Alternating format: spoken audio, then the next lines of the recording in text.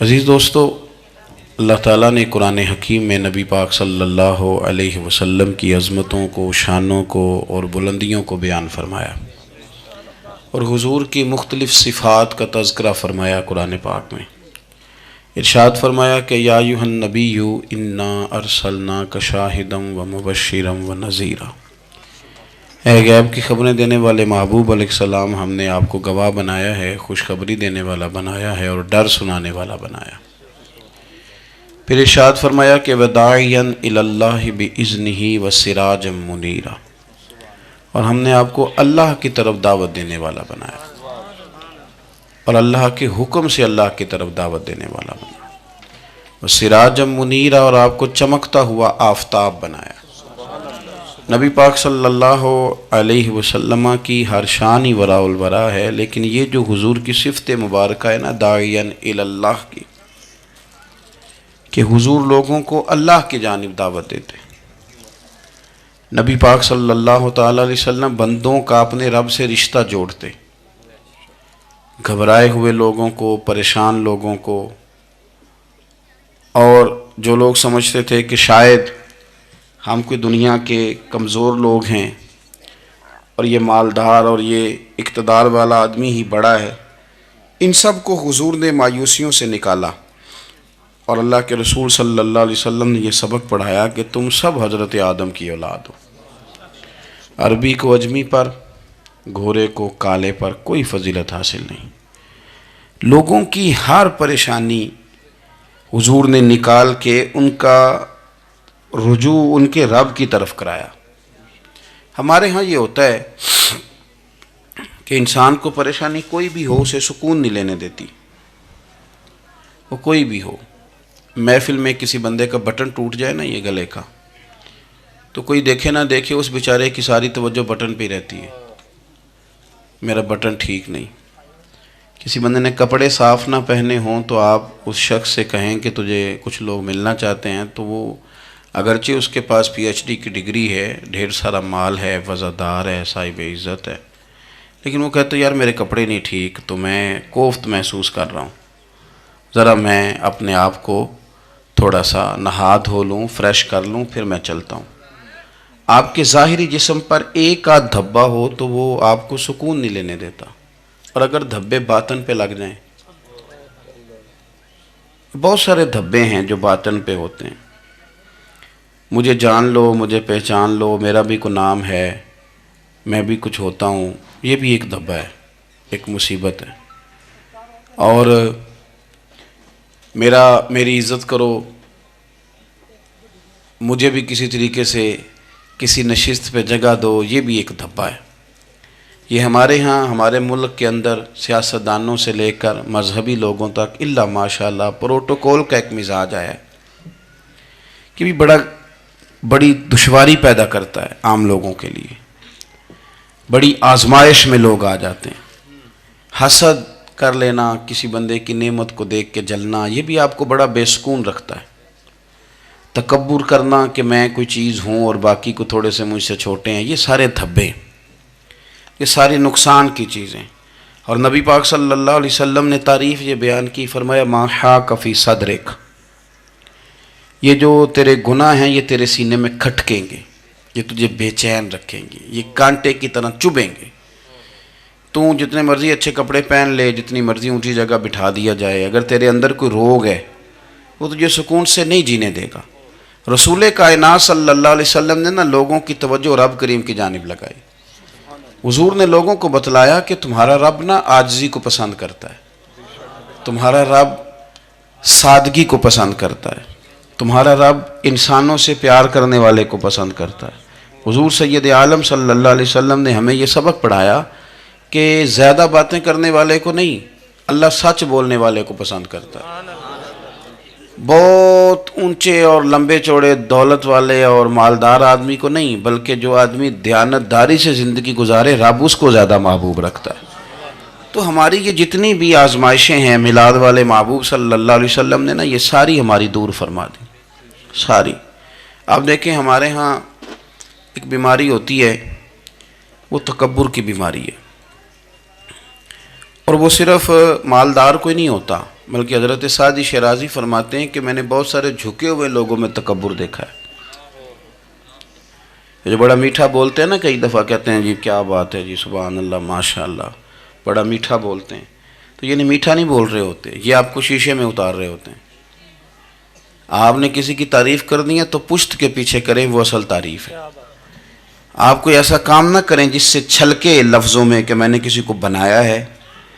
اس سے نا آپ کو خود محسوس ہوگا کہ میں حقیقت پہ زندگی نہیں گزار رہا، میں تو کوئی اداکاری کر رہا ہوں. اور جو لوگ کہتے کچھ اور ہیں کرتے کچھ اور ہیں تو وہ خود بڑے پریشان رہتے ہیں. وہ جانتے ہیں کہ یار یہ میں کہاں الجھ گیا ہوں. تو بھائی یہ جو بہت زیادہ ہمارے دلوں کے اندر چیز ہے، اور یہ ہر مقام پر بہت سارے لوگوں کو یہ چیز حاصل ہے. میں دیکھتا ہوں کہ درجہ بدرجہ ان چیزوں کا شمار ہے. کچھ کا خیال ہے کہ میری ڈگری زیادہ ہے، اور کچھ کا خیال ہے کہ مجھے عقل زیادہ ہے. کچھ کا خیال ہے کہ میری شہرت زیادہ ہے، تو کچھ کا خیال ہے کہ میری دولت زیادہ ہے. آہستہ آہستہ وہ الجھاؤ پیدا ہوتا ہے. کسی کا کچھ نہیں جاتا، وہ خود آدمی بے چین رہتا ہے. حال دیکھیں نا، یہ میری طرح کو بندہ آ جائے نا محفل میں، جس کو عادت ہے اسٹیج پہ بیٹھنے کی، اچھے لوگوں کی، بزرگوں کی، سادات کی بات نہیں کرتا، تو اس کو کبھی بیچارے کو پیچھے بیٹھنا پڑ جائے نا، تو وہ گردن اونچی کر کر کے نقیب محفل کو دکھاتا ہے کہ میں آ گیا، کسی طریقے مینوں بھی ساتھ لے کے بے چین رہتا ہے. اور اگر اسے سکون حاصل ہو کہ بھئی حضور کی محفل میں بیٹھنا ہے، جہاں جگہ مل گئی وہیں پہ ٹھیک ہوں، اور وہ سکون کے ساتھ. دیکھو اس محفل کا مہمان خصوصی میں نہیں، حضرت بزرگ تو سرپرستی کاری رہے ہیں، میں نہیں. اس محفل کا تو مہمان خصوصی وہ بندہ ہے جس نے محفل سے پہلے یہاں جھاڑو دیا ہے، جس نے یہاں دریاں بچھائی ہیں، جس بیچارے کی فوٹو بھی کوئی نہیں آئی، وہ مہمان خصوصی ہے. اور اس محفل کا تو وہ مہمان خصوصی ہے جو چپ کر کے کہیں کونے میں بیٹھا ہے، اس کو کوئی دلچسپی نہیں کہ کوئی مجھے بھی جانے گا، کوئی مجھے بھی پہچانے. اسے تو اتنا پتہ ہے کہ میں اپنے پیارے حبیب کی تعریف سننے کے لیے آیا ہوں. آپ اپنے اس طرح آپ کا ذوق دوبالا رہے گا اگر آپ عاجزی کے ساتھ، انکساری کے ساتھ، رب رسول کی رضا کے لیے کسی جگہ بھی آپ اپنے آپ کو سیٹ کر لیں گے تو ماحول آپ کا ٹھیک رہے گا. ورنہ آپ الجھاؤ کا شکار ہیں، ورنہ آپ پریشان ہیں، ورنہ آپ تکلیف میں، ورنہ آپ آزمائش میں. بخاری شریف میں حدیث ہے، قاضی ایاز مالکی رحمۃ اللہ علیہ نے بڑی تفصیل سے لکھی ہے. راوی حضرت انس بن مالک ہیں. ایک بندہ بڑی دور سے آیا نبی پاک صلی اللہ علیہ وسلم کی زیارت کے لیے، بڑی دور سے. عرب کے جو سردار ہوتے تھے ان کے بڑے ناز نخرے ہوتے تھے. وہ خیر آج بھی ہیں، پروٹوکول کا ماحول آج بھی، یعنی وزیر صاحب کے آگے دو چار گاڑیاں نہ ہوں تو ان کو مزہ ہی نہیں آتا. پولیس والے آگے پیچھے بھاگیں تو حالانکہ ان کو نہیں پتا کہ جو پولیس والے آگے پیچھے بھاگ رہے ہیں نا، یہ حکومت بدلی تو گرفتار کرنے بھی انہوں نے ہی آنا ہے. لیکن وہ بڑا مزہ آتا ہے جب لوگ گاڑی کے پیچھے بھاگتے ہیں. کیا بات ہے جناب، بڑی بات. اور ہماری طبیعتوں میں پتہ نہیں کون سی، یہ پیسے پھینکنے والے دوست مجھ سے ناراض نہ ہو جائیں، لیکن میں اکثر سوچتا ہوں کہ یار یہ کس طرح کا کام ہے کہ پہلا کھلارنے پھر آپ اکٹھے کرنے. تو آپ کٹھے دے دیں جس کو دینے ہیں، ختم ہو جائے بات. یعنی وہ محفل میں نا گپ شپ ہو رہی ہوتی ہے، اکٹھے کرنا لے، پان دینا لے، کس چکر میں پڑ گئے. حضور غوث اعظم رضی اللہ تعالیٰ عنہ کی محفل میں شیخ یحییٰ نجاج آیا کرتے تھے تو وہ کہتے تھے کہ ہم وہاں گنتے تھے آج کتنے بندوں نے توبہ کی، تو ہم سے گنے نہیں جاتے تھے، اتنے لوگ توبہ کرتے تھے. بزرگوں کی محفلوں میں توبہ کرنے والے گنے جاتے تھے، ہماری محفلوں میں پیسے گنے جاتے ہیں اور وہ پرچیاں دی جاتی ہیں. ایسا نہ کریں، اس سے گھٹن پیدا ہوتی. اور پھر جو نوٹوں والے ہوتے ہیں وہ فرنٹ سیٹوں پہ آ جاتے ہیں. بہت سارے غریب سوچتے ہیں کہ میرے پاس بھی اگر کرارے نوٹ ہوتے تو میں بھی آگے ہوتا. تو کم از کم یہ جو میلاد کی محفل ہیں ان میں تو سب کو ایک جیسے رہنے دیں. یہاں تو امیر غریب کا فرق نہ ہو، اس کو تو مہربانی کریں.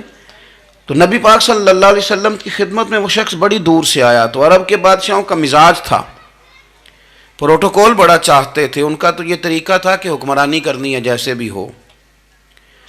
اگر کسی غلام نے دھوپ میں بندھا رہ گیا، اونٹ اور چھاؤں میں نہیں باندھا تو درے مارتے تھے، اور اگر اس نے کھول کے باندھ دیا تو پھر بھی مارتے تھے. کہتے تھے اتنا سیانا ہو گیا تو انہیں پوچھا ہی نہیں، خود بخود ہی باندھ دیا. وہ شخص حضور کی بارگاہ میں آیا اور بہت سارے لوگوں کے پاس کیونکہ وہ جاتا تھا اپنے سربراہ کا پیغام لے کے، تو وہ کانپ رہا ہے جب حضور کی بارگاہ میں گیا، ڈر رہا ہے.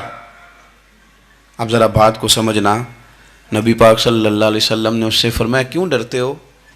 سادہ آدمی ہے، دیہاتی ہے، بدو ہے، اللہ کے رسول نے تھپکی دی، کیوں ڈرتے ہو؟ تو کہتے ہیں حضور مجھے آداب نہیں آتے اور مجھے ڈر آتا ہے، کوئی بات اگر ایسی ہو گئی آپ مدینے کی حکومت کے سربراہ ہیں تو کہیں آپ ناراض نہ ہو جائیں۔ حضرت انس بن مالک فرماتے ہیں بات کہاں کی تھی، پہنچ کہاں گئی؟ جب اس نے یہ کہا نا کہ آپ تو حکومت کے سربراہ ہیں، کہیں کوئی غلطی نہ مجھ سے ہو جائے، تو نبی پاک کی آنکھوں میں آنسو آ گئے، حضور رونے لگے اور نبی پاک صلی اللہ علیہ وسلم فرمانے لگے نہ بھائی تو کسی حکومت کے سربراہ کے پاس نہیں آیا، نہ تو اس بیٹے کے پاس آیا ہے جس کی ماں گوشت کے خشک ٹکڑے کھا کے بھی گزارا کر لیتی، میں تو ایک غریب ماں کا بیٹا ہوں۔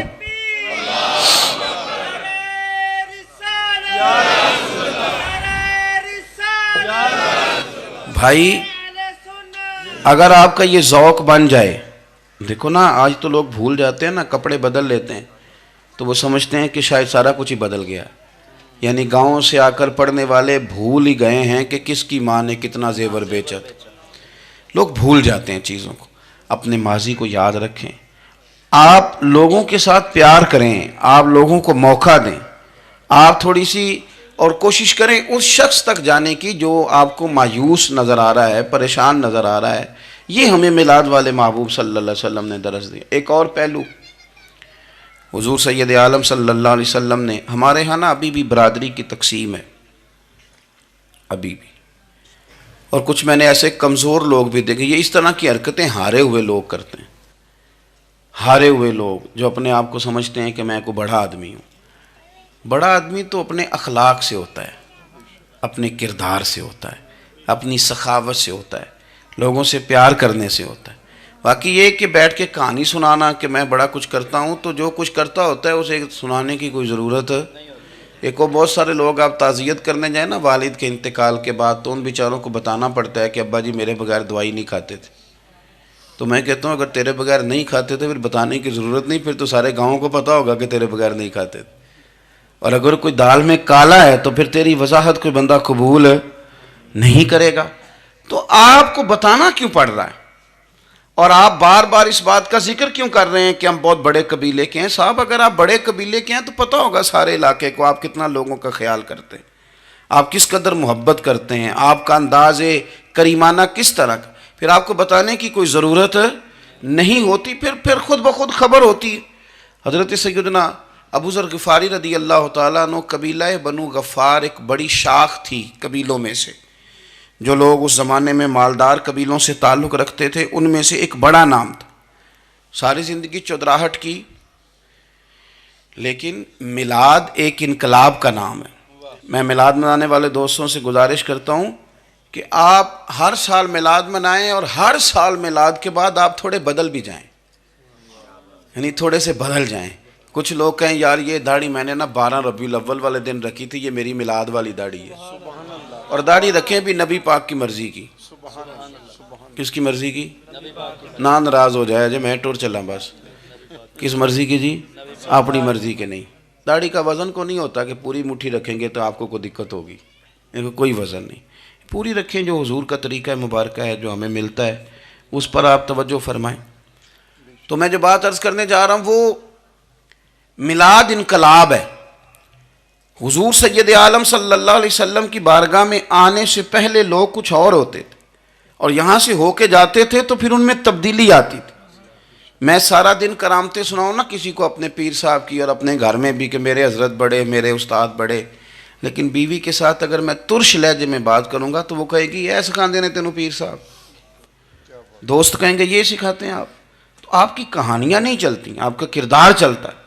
حضرت ابو ذر غفاری رضی اللہ تعالیٰ عنہ فرماتے ہیں چونکہ میں چودھری تھا، سیدنا بلال حبشی رضی اللہ تعالیٰ عنہ کے پاس میں بیٹھا تھا، کسی بات میں بات آگے بڑھی اور بڑھتے بڑھتے بات شکرنجی تک چلی گئی، رائے کے اختلاف نے باتوں میں تلخی پیدا کر دی، اور جب تھوڑے لفظ اور تیز ہوئے تو میں نے انہیں کہہ دیا چپ کر، تو ابشن کا بیٹا ہے۔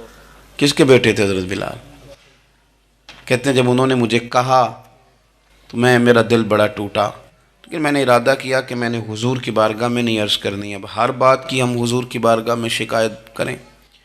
لیکن میں جا کے مسجد میں بیٹھا، اور جب سرکار آئے نا، ارادہ نہیں تھا کہ عرض کروں گا، لیکن حضور کا چہرہ دیکھا تو دکھ میرا خود ہی تازہ ہو گیا۔ رونے کا بھی تو تب ہی مزہ آتا ہے نا کوئی اپنا ملے تو۔ فرماتے ہیں کہ میرے آنسو نہ بغیر اختیار کے چھلک پڑے اور میں کھل کے روئے، کھل کے۔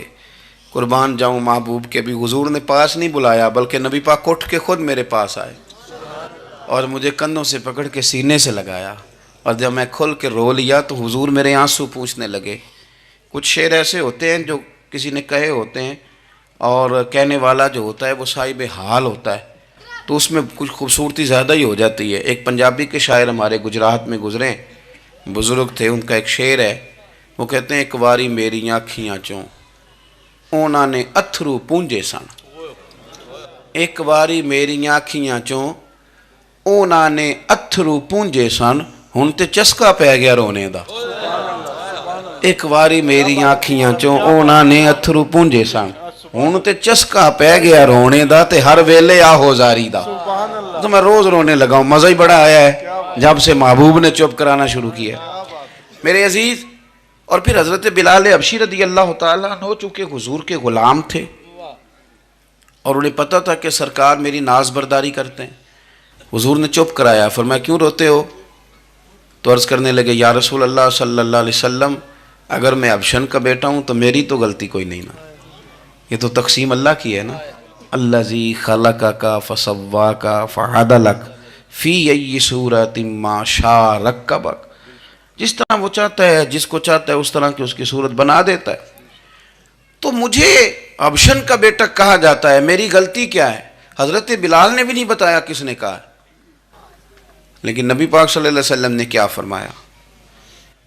امام یوسف صالحی نے لکھا ہے، ذرا غور کرنا بات پر، تسلیاں لوگ اور رنگ میں بھی دیتے ہیں پر یہ تسلی بڑی انوکھی ہے۔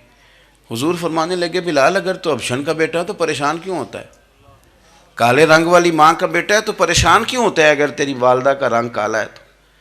عرض کی حضور آپ کیا فرمانا چاہتے ہیں؟ تو سرکار فرمانے لگے میں دو ماؤں کا بیٹا ہوں، ایک جناب آمنہ جنہوں نے مجھے پیدا کیا، اور ایک حضرت ام ایمن جنہوں نے میری پرورش کی، مجھے بڑا کیا۔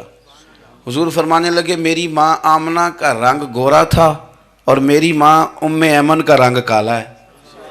تو فرمایا اگر تجھے کسی نے کالے رنگ والی ماں کا بیٹا کہا تو اسے کہہ دینا مدینے والے محبوب کے بھی تو ایک والدہ کا رنگ کالا ہے، تو کہہ دینا۔ حضرت بلال کہتے ہیں کہ وہ اس طرح کی تسلی تھی، طفل تسلیاں نہیں جس طرح کی ہمیں دی جاتی، وہ اس طرح کی خوبصورت تسلی تھی کہ اس کے بعد میرا دل ایسا ٹھنڈا ہوا، پھر کسی کا تانا نہیں رہا، پھر کسی کی تکلیف نہیں رہی۔ رسول پاک صلی اللہ تعالیٰ علیہ وسلم نے یہ جو آج تقسیم ہے ہمارے ہاں اونچ نیچ کی، چھوٹے بڑے کی، ذات برادری کی، حضور فرماتے ہیں میں نے پاؤں کے نیچے رکھ کے کچل دی، اب اس کا کوئی سٹیٹس نہیں رہا، اب یہ کوئی معاملہ نہیں۔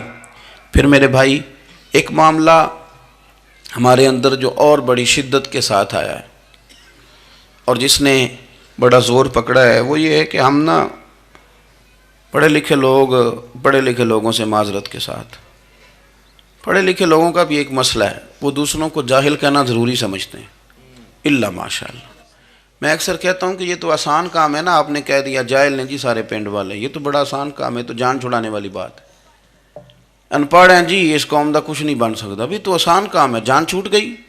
میں بھی کھڑا ہوتا ہوں نماز جنازہ کی امامت کرنے کے لیے، کبھی تو کہہ دیتا ہوں کہ جناب آج لوگوں کو نماز جنازہ کی دعا نہیں آتی، تو سوچتا ہوں کہ اگر کسی نے کھڑا کر کے پوچھ لیا کہ آپ نے کتنے لوگوں کو یاد کرائی ہے، ہم نے کبھی کہا کہ آؤ بیٹھو یاد کراؤں، تو اس کا جواب کیا ہے؟ تنقید کرنا آسان کام ہے اور تعمیر کرنا یہ مشکل مرحلہ ہے۔ عزیز دوست، ہمارے ہاں نا ان پڑھ بندے کے ساتھ اور اس بندے کے ساتھ جس کی سوچیں محدود ہیں، ہمارا رویہ اتنا تلخ ہوتا ہے۔ بھائی مزہ تو تب آتا ہے نا جب آپ کو، کچھ لوگ کہتے ہیں میں اچھے کے ساتھ اچھا ہوں، تو اچھے کے ساتھ تو ساری دنیا اچھی ہوتی ہے، آپ نے اس میں کیا کمال کیا ہے؟ حضور سید عالم صلی اللہ علیہ وسلم نے تو فرمایا اس کے ساتھ جوڑو جو تمہارے ساتھ توڑ رہا ہے، جو سخت رویہ اختیار کرے، سخت۔ بخاری مسلم میں حدیث ہے، حضرت عمر فاروق رضی اللہ تعالیٰ عنہ، حضرت انس بن مالک فرماتے ہیں کہ حضور سید عالم صلی اللہ علیہ وسلم گزر رہے تھے اور سرخ رنگ کی نہ نجرانی دھاری دار چادر سرکار نے اوڑھ رکھی تھی، ایک بدو آ گیا، اس نے کیا کیا کہ حضور کی مقدس چادر کو پکڑ کے کھینچا، اور اس زور سے کھینچا کہ گردن مبارک پہ نشان پڑ گیا۔ زور سے دروازے پہ دستک دے دینا بھکاری، تو اسے خراش رات کوئی نہیں ملتی، البتہ جھٹکیاں دو چار ضرور مل جاتی۔ توڑنا ہے دروازہ، خیرات لینے آیا کہ تو قرضہ لینے آیا؟ اس نے آ کر کے زور سے چادر کو کھینچا، مقدس گردن پہ نشان پڑ گیا۔ سرکار نے رخ انور پھیرا، کہتا پتہ کیا ہے، میں غریب آدمی ہوں، کچھ مانگنے آیا ہوں۔ بھئی تو گلے میں چادر ڈال کے مانگے گا؟ لیکن یہ آپ کا کمال ہے۔ یہاں اب آپ کے علم کا، آپ کے حوصلے کا، ظرف کا پتہ چلتا ہے۔ کھینچی چادر، کچھ مانگنے آیا ہوں، اور صحیح بخاری کے لفظ یہ ہیں کہ فَالْتَفَتَ إِلَيْهِ فَضَحِكَ، جب محبوب نے اس کی طرف توجہ کی، اس کی بات سنی، اس نے گلے میں چادر ڈال کے کھینچا ہے، نشان ڈال دیا ہے، لیکن جب حضور نے توجہ کی تو فَضَحِكَ، نبی پاک نے مسکرانا شروع کر دیا۔ حضور مسکرائے، یعنی چادر ڈال کر کھینچنے والے، اور یہ چیز آپ کو بڑا کر دے گی۔ آپ یقین کریں، آپ کو کسی نے برا کہا تو آپ نے ڈبل برا کہا تو آپ تانگ ہوں گے۔ ہنڈیا جب جلتی ہے تو اس کے کندھے، ابلتی ہے تو اس کے کندھے جل جاتے ہیں۔ آپ کسی کو اینٹ کا جواب پتھر سے دے کے پریشان ہوں گے، لیکن اگر آپ نے کہہ دیا نا چل یار موج کر، ہور کر لے دو گلا، اور آپ ہنسیں، یہ بڑی پاکیزہ سزا ہے دشمن کے لیے، بڑی صاف ستھری۔ جتن جتن تے ہر کوئی کھیڑے، ہارن کھیڑ فقیرہ، جتن جتن تے سارے لوگ کر دینا کام جتنے آلہ، میں نے جیتنا ہے۔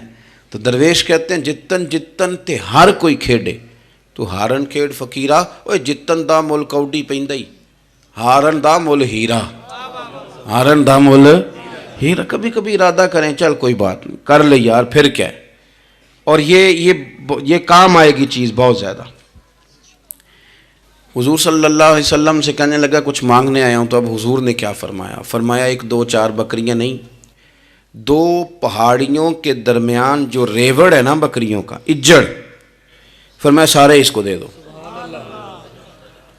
اب اس نے وہاں تو کوئی جملہ نہیں کہا، گھر چلا گیا اپنے گاؤں قبیلے، اور وہاں جا کے لوگوں سے کہنے لگا سارے ادھر بیٹھے ہو، جاؤ دوڑ جاؤ مدینے جا کے مصطفیٰ کا کلمہ پڑھو۔ کہنے لگے وہ تو اتنا دیتے ہیں کہ غربت کا ڈر بھی دور ہو جاتا ہے۔ تو نبی پاک صلی اللہ علیہ وسلم کا ان لوگوں کے ساتھ جو ان پڑھ ہیں، جو ساتھ ہیں، آج ہمارے بچے اپنے ابا جی کو بھی کہہ دیتے ہیں تسی پڑھے نہیں، ان دور بدل گیا ہے۔ میں ایک شادی کی تقریب میں جا رہا تھا، میرے آگے آگے والد صاحب کو بیٹا سمجھا رہا ہے، کہتے ابا جی ہن نہ اتھے جا کے نہ میٹھے چولاں تے سالن پا کے نہ کھایا جی، بندہ ماڑا لگتا ہے۔ میرا پیار تھا اس خاندان سے، میں نے اس بچے کو تھپکی دے کے کہا، میں کہا پتر تو ذرا لیٹ ہو گیا، جلدی ہوندہ تے نہ سارے سیانے ہونا سی۔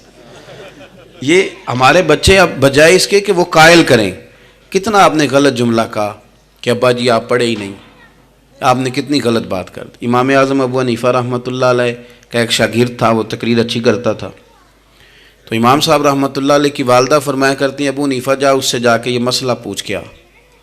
تو امام صاحب فرماتے ہیں اماں میں نہ بتا دوں، تو اماں کہتی تو تے بچہ تینوں کی پتہ ہوئے، حالانکہ وہ شاگرد ہے۔ تو امام صاحب پھر اس کے پاس جاتے، اس کو جا کہتے اس سوال کا جواب، تو کہتا استاد جی مجھے کیا پتہ ہے، آپ کو پتہ ہے ان مسئلوں کا؟ تو آپ فرماتے یہ میں پہلے تجھے بتاتا ہوں اس کا جواب، پھر تو مجھے بتا، اور پھر میں تیرا نام لے کے اپنی اماں کو مطمئن کروں گا۔ اس لیے کہ ماں باپ کو دلائل نہیں دیے جاتے، انہیں راضی کیا جاتا ہے۔ اور میں بچوں سے گزارش کروں گا ابا جی کو پیسے بھی دیں، اماں جی کے وہ کپڑے بھی لے کے دیں، لیکن ضروری یہ ہے کہ ان کو وقت دیں، ان کے پاس بیٹھیں، ان سے مشورہ کریں، ان کو آپ کے وقت کی ضرورت ہے۔ بڑھاپے میں اس طرح کا ماحول نہ بنا دیں کہ وہ ایک کونے میں بیٹھے ہیں، کوئی پوچھتا ہی نہیں، اس طرح نہ کریں۔ ہم تو اس طرح والدین سے رویہ کرتے ہیں جیسے MBBS ڈاکٹر رات کو وارڈ میں آتا ہے اور دو تین اس کے ساتھ سٹاف کے لوگ ہوتے ہیں، اور وہ کہتا ہے دوائی کھا لی ہے، طبیعت اب کیسی ہے، بلڈ پریشر ٹھیک ہے، یہ میں نے دوائی بدل دی ہے۔ یہ کیا رویہ ہو؟ آپ ان کو وقت دیں۔ وہ جس طرح آپ چھوٹے تھے تو وہ لاڈ لڑاتے تھے، پیار کرتے تھے، آپ بھی تھوڑا قریب بیٹھیں، اور آپ دیکھیں آپ کو اللہ تعالیٰ اس کی برکت سے کتنی رحمتیں عطا فرماتے۔ تو کسی کو جاہل کہنا، ان پڑھ کہہ دینا۔ ایک حدیث اور سن لیں، بات کو ختم کرتا ہوں۔ اس کو قاضی ایاز رحمۃ اللہ علیہ نے شفا شریف میں لکھا ہے۔ ایک بدو حضور کی بارگاہ میں آیا اور اس نے آ کے کچھ مانگا، اللہ کے پیارے حبیب صلی اللہ علیہ وسلم کی بارگاہ میں مانگا، جہاں ایک مانگنے پر دریا بہا دیے جاتے ہیں۔ دریا بہا دیے ہیں، در بے بہا دیے. یہ در الگ ہے اور بے بہا الگ ہے. پھر یہ شعر صحیح سمجھ میں آئے گا آپ. تو حضور سید عالم صلی اللہ علیہ وسلم تو جس کو دیتے تھے پھر اس کی کئی نسلیں کھاتی تھی، ختم نہیں ہوتا تھا. اس نے بھی کچھ مانگا، حضور نے کچھ دیا، لیکن ابھی اسے آداب نہیں نہ آتے تھے. پہلے آداب سکھائیں پھر کسی کو بے ادب کہیں، لیکن بغیر آداب سکھائے لوگوں کو بے ادب کہہ دیتے. یہ انداز ٹھیک نہیں. اس نے کچھ مانگا، حضور نے دیا. چونکہ آداب نہیں آتے تھے، نہ آشنا تھا، تو کہنے لگا معاذ اللہ ثم معاذ اللہ نقل کفر کفر نہ باشد. کہنے لگا میں تو بڑی تعریف سن کے آیا تھا، آپ نے تو کچھ بھی نہیں دیا. حضرت عمر فاروق نے تلوار نکال لی، فرمایا اس بے ادب کی گردن اڑاؤں گا. حضور نے فرمایا عمر ٹھہر جا ذرا، جلدی نہ کر. سرکار اسے گھر لے گئے. جتنا دیا تھا نا اس سے ڈبل دیا، پھر جتنا ہو گیا تھا اس سے بھی ڈبل دیا. تیسری دفعہ حضور دینے لگے تو کہنے لگا یا رسول اللہ بس کریں، میں نے تو طوفان کے اندر بھی ہوا اتنی تیز نہیں چلتے دیکھی جتنی آپ کی سخاوت تیز چلتی ہے. کریم رسول صلی اللہ تعالی علیہ وسلم نے فرمایا یہی بات باہر جا کے میرے صحابہ سے بھی کہہ دو گے؟ حضور کہہ دوں گا.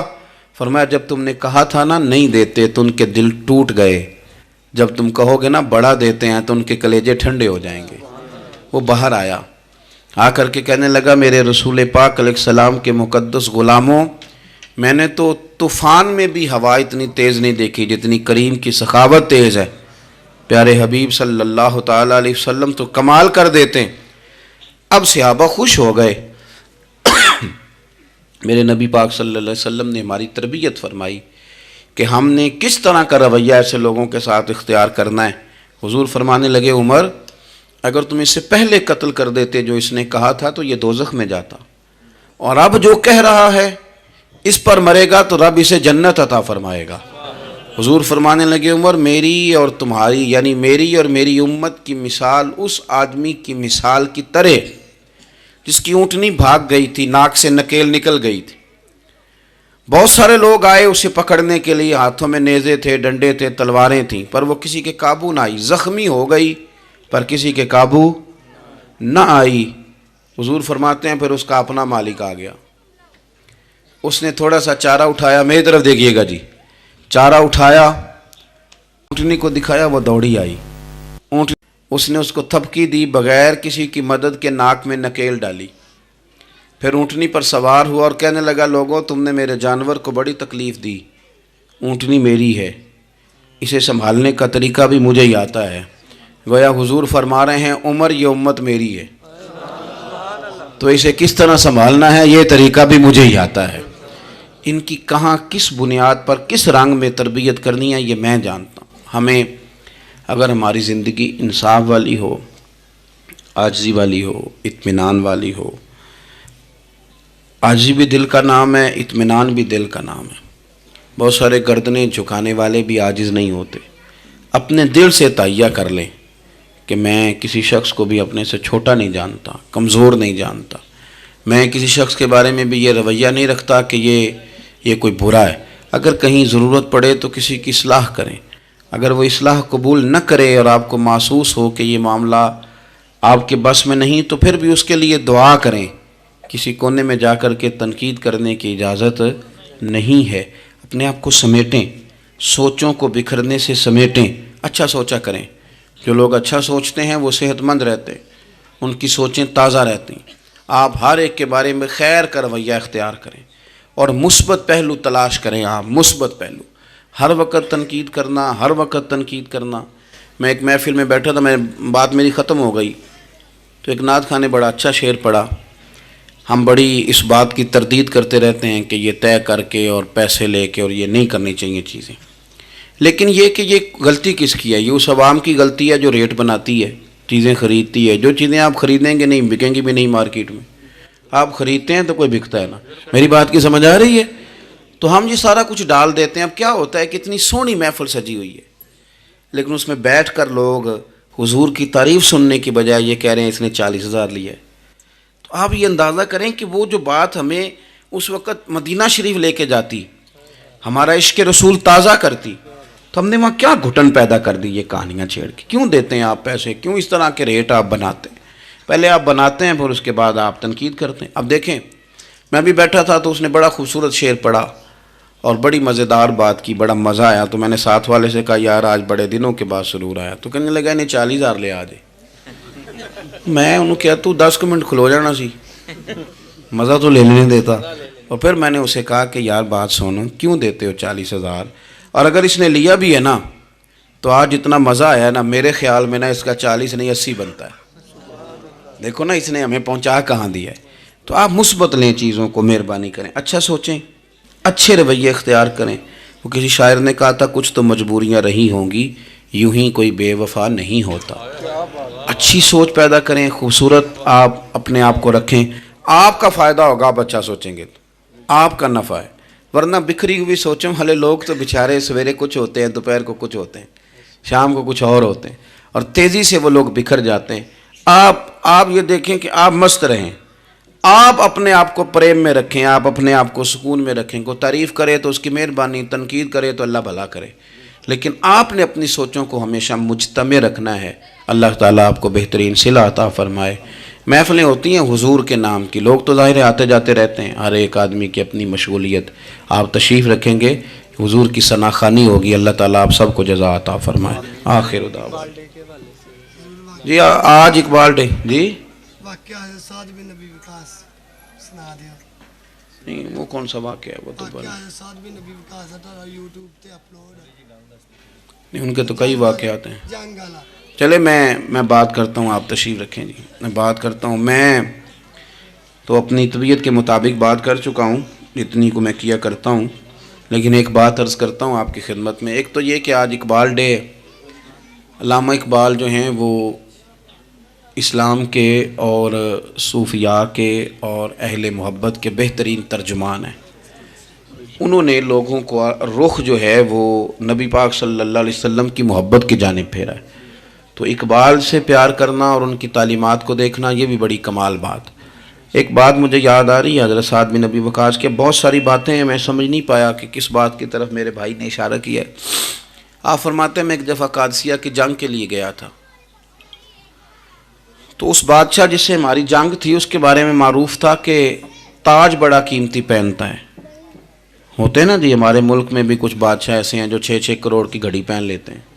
حالانکہ آپ جتنا مرضی مہنگا جوڑا پہن لے، اب تعریف کوئی بھی نہیں کرتا. اب ختم ہو گیا دور، اب سارے وراء الورا. اب ہر بندے کی ڈیزائننگ بڑی شاندار ہے، جس کو بھی چھیڑ دیں. تو وہ تاج بڑا قیمتی پہنتا تھا، ہیرے لگائے ہوئے تھے. حضرت سعد بن نبی وقاص رضی اللہ تعالیٰ عنہ نے لوگوں سے کہا کہ اس کے تاج کا خیال رکھنا، مل گیا تو مال غنیمت میں فائدہ ہوگا. جنگ ہوئی شام کو، تاج اس کا کہیں ریت میں کھو گیا. لوگوں نے کچھ دیر ڈھونڈا، بادشاہ قتل ہو گیا، ملا نہیں.